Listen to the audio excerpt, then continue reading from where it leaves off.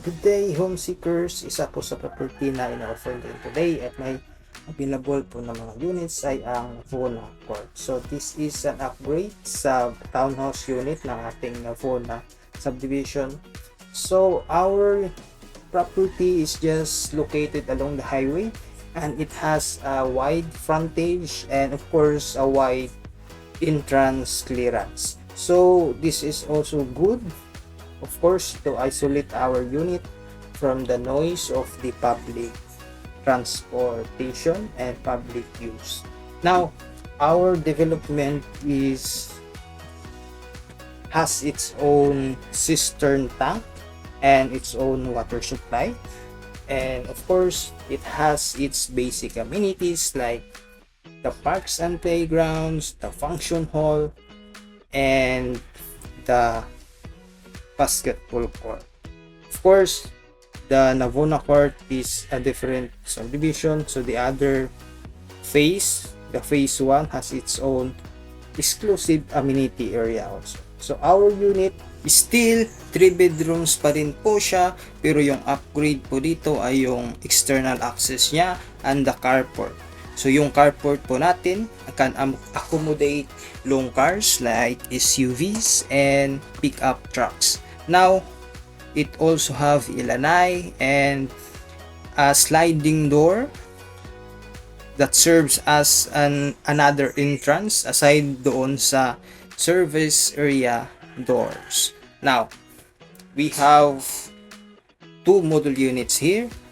Yung corner natin is the furnish. This is to showcase you the proposed interior design, and the inner is the actual deliverable units.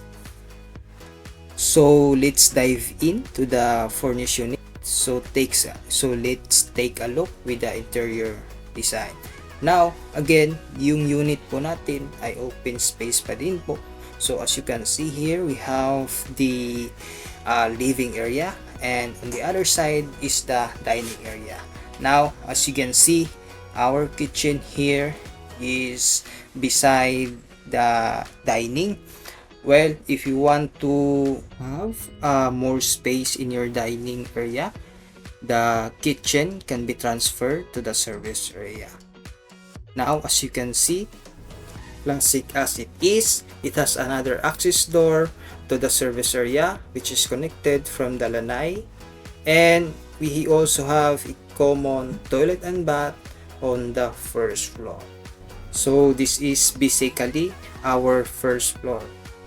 Now let us check the 3 furnished bedrooms on the second floor. So as you can see, this is the staircase, and our second floor will also have its own common toilet and bath. So our bedrooms here in the second floor, let us check. So this will be your extra room number 1. The design is pretty straightforward, minimalistic, and here on the side is your bedroom number 2. So extra room number 2, pretty good. And on the other side, this will serve as the main bedroom.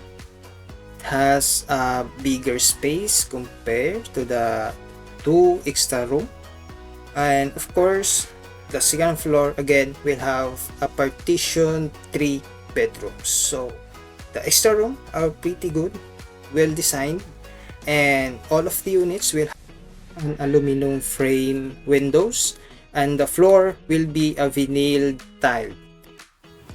So again, this is for the furnished rooms in the second floor.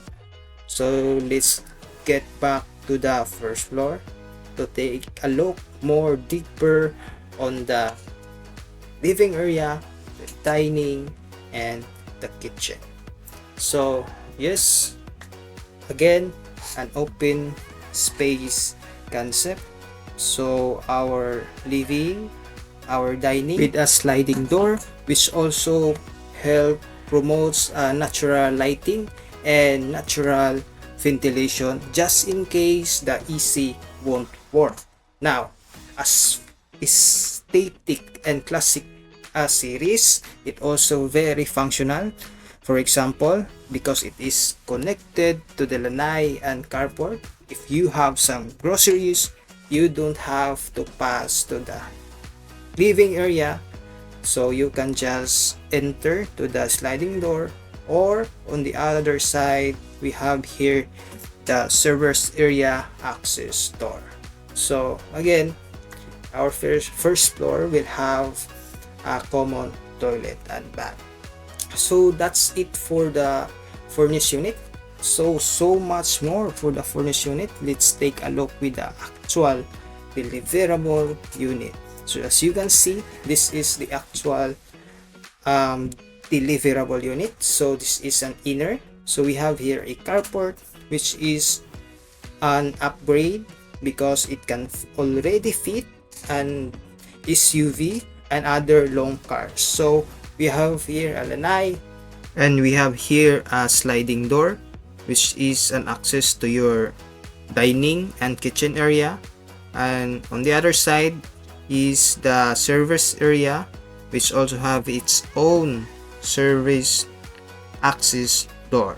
Now let us check the interior of the unit. So this serves as the deliverable unit here at Navona Court. So this is the interior. So it is tiled and painted. So the staircase will have its railing already, and the toilet and bath will have its own fixtures. So as well the kitchen. So the kitchen countertop is a granite countertop. It is nice because it is durable, and again, of course, heat resistant. So let us check the second floors where our bedrooms are located. So all of the bedrooms will have its partition, aluminum frame windows, and a vinyl type. So this is basically the deliverable unit. And for the basic inquiries, like what are the initial requirements, so these are the initial requirements. And of course the payments, how much are the units. So these are the prices of the inner, and as of the moment we have one end unit, so this is the prices. And again, the remaining balance is available for financing. So for the flexible payments, the reservation fee is this on your screen, and the equity, basic equity, this is for the inner, and this is for the end unit. And again, the remaining balance is available for bank financing. For more inquiries, message us.